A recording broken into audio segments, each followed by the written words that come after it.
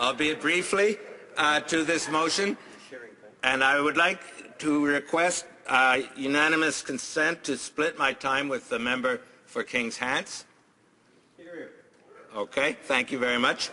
Will member have unanimous consent to propose that? Yes, agree? Agree. Well, thank you, Madam Speaker.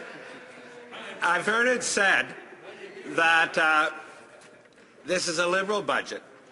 I've heard it said by Andrew Coyne, I've heard it said by le chef du Bloc québécois, Daniel Payet, and I've heard it said by several Conservative members of Parliament. So I want to devote the burden of my very brief speech to the point that this is not a Liberal budget, because there are several elements of this budget that are things that a Liberal government would never have done. En termes de la sécurité de vieillesse, un gouvernement libéral n'aurait jamais augmenté l'âge de 65 ans à 67 ans.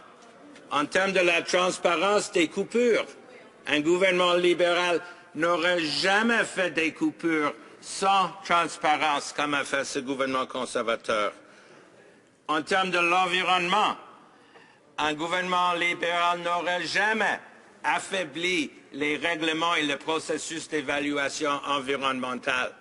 Et finalement, Madame la Présidente, un gouvernement libéral n'aurait jamais coupé le budget d'Élections Canada juste au moment où Élections Canada avait besoin de ces fonds pour faire ses enquêtes.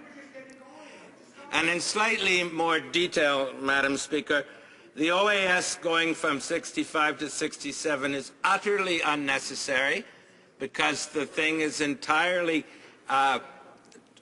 stable and doable according to the chief actuary. It is entirely unfair.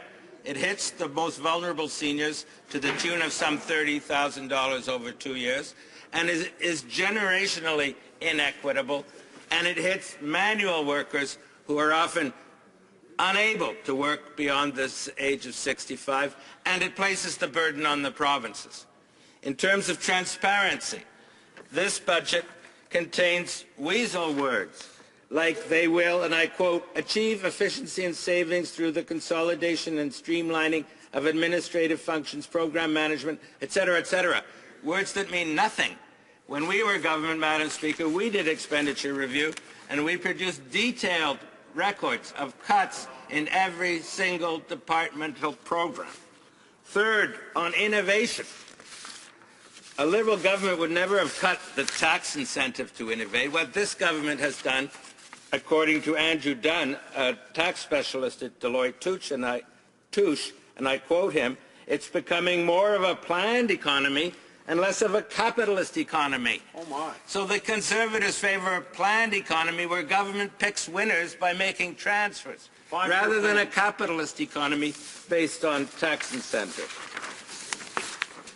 And my time is short, Madam Speaker, so I will just close on the Environment and Elections Canada.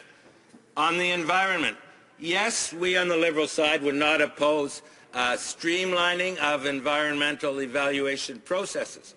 But the problem is, one can tell that the Prime Minister clearly wants that pipeline to be built, come hell or high water, whatever the consequences for the environment and for Aboriginal people. And that is why we oppose it, because he is not just streamlining environmental regulation, he is cutting it out so that he can get his favorite pipeline built.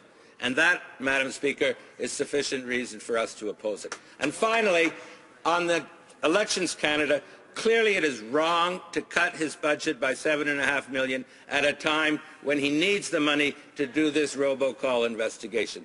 So, donc, pour toutes ces raisons et beaucoup plus de raisons, les libéraux vont voter contre le budget. Question.